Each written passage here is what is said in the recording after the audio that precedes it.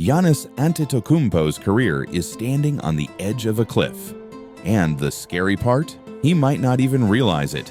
The Milwaukee Bucks have done everything humanly possible to keep him happy. Traded draft picks years into the future, reshaped the roster over and over, pushed their chips into the center of the table. But now, all of those moves, they're backfiring badly. The team is stuck. The championship window is shrinking.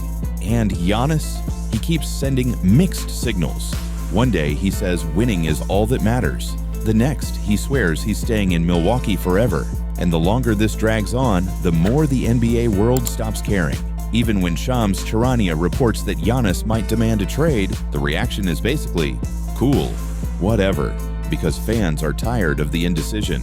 And if Giannis doesn't make a choice soon, he could watch his options disappear, just like other stars who waited too long. So, why is this moment so dangerous? And how did the Bucks go from a championship powerhouse to this? Let's rewind. When you have a once-in-a-generation player like Giannis, you don't play the long game. You go all in. And Milwaukee did exactly that. They traded away first-round picks until the 2030s. They reshaped the roster multiple times, each move designed to keep Giannis happy and contending. The problem? Most of those moves haven't worked. Look at the roster today. Your third best player might be Kyle Kuzma, who hasn't played meaningful, winning basketball in years. Your starting point guard could be Cole Anthony. A solid player, sure, but not exactly striking fear into playoff defenses. They added Miles Turner, which sounds nice, until you remember Giannis has been surrounded by nice role players before, and it's led nowhere. This is not the roster of a championship contender, and here's the brutal truth. Giannis has been a top 2 player in the league for nearly a decade, and outside of 2021, it's been years since Milwaukee has made real noise in the playoffs. But if you really want to understand how things got this bad, you have to go back to one night in 2022, a night that quietly changed everything. Khris Middleton. In 2021, he was the most underrated co-star in basketball. Go watch the tape from that playoff run. Clutch dagger after clutch dagger. In the finals, he scored 40 points in a must-win game. He was the guy Giannis trusted when the game was on the line. Then came Game 2 of the first round in 2022. Mid-fourth quarter, Middleton drives left, plants his leg, and his knee twists. He hasn't been the same since. That single injury might have ended this version of the Bucks. Because without Middleton at full strength, the Bucks lost their closer, their shot maker, the guy who could create when Giannis couldn't bully his way to the rim. The next summer, desperate to fix things, Milwaukee traded for Damian Lillard. The cost? Every remaining future draft asset they had. This is where we are today. The Bucks control 0 first-round picks until the next decade. 0. They can't make another splashy trade to fix things because they've already spent everything.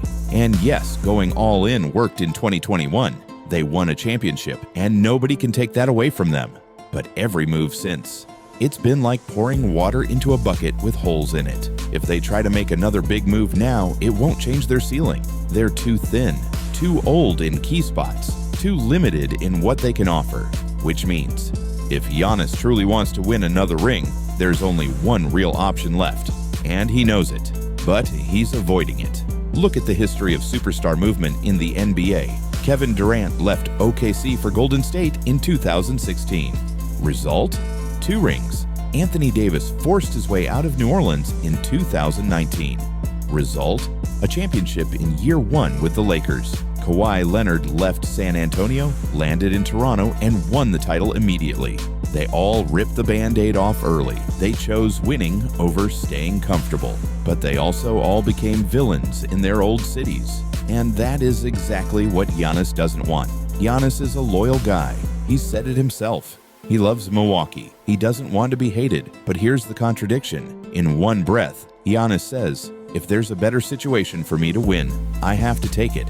In the next, he says, I could never text and ask for a trade. I'm not that kind of guy. They'd have to kick me out. So, which is it?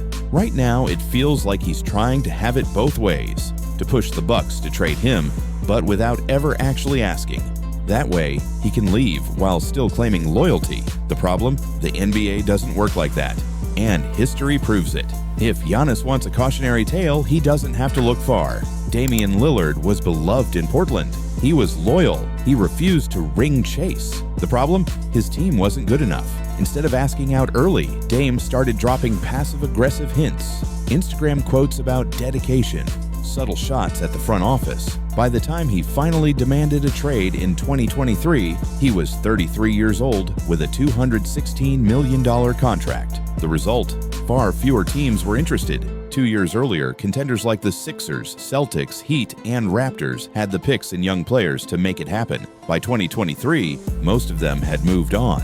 Portland prioritized the best trade package, not Dame's preferred destination. And, just like that, his chance to control his future was gone. Now, Dame has neither the loyalty card nor multiple rings. If Giannis keeps hesitating, the same thing will happen. This is the part Giannis needs to understand. NBA opportunities don't sit around waiting for you. Teams with cap space and draft assets don't stay that way forever. Take the Rockets. A year ago, they had a young core and enough picks to trade for any superstar. Giannis could have been the guy. Instead, they went after Kevin Durant. Now that door's closed. Every season Giannis stays in Milwaukee without a real plan, more of these doors slam shut. The league moves fast, cores are built, picks are traded, cap space is spent, and once it's gone, it's gone. So, what are the options if Giannis decides to act now? There are still a few teams that could go all in. Golden State Warriors, plenty of future picks, tradable young pieces like Brandon Podziemski and Jonathan Kuminga. Giannis next to Stephen Curry. That's an instant contender. Toronto Raptors' deep roster but lacking a superstar. Could trade OG Anunoby, young talent, and picks. Giannis stays in the Eastern Conference. New York Knicks' deep team, multiple first-round picks, a massive market that could attract other stars. All three could make competitive offers today. A year from now? Maybe not. While Giannis's future hangs in the balance, the league has been buzzing about NBA expansion. Seattle, Las Vegas, Mexico City. For players, expansion means more roster spots, but also more competition for titles. Super teams could get spread out. Schedules could change. If the NBA adds teams in the next few years, the balance of power will shift, and Giannis could find himself stuck on a team that's even further from contention. The Bucks are out of moves. They've already done everything they can to build around Giannis, and it's not enough anymore. Now it's his turn to make a move. Does he want to be the good guy who stayed loyal, or the winner who chased rings and got them? Because he can't be both. The longer he waits, the more the league moves on. And if Giannis keeps trying to please everyone, he might end up with nothing. So the question is, what's more important, loyalty or legacy?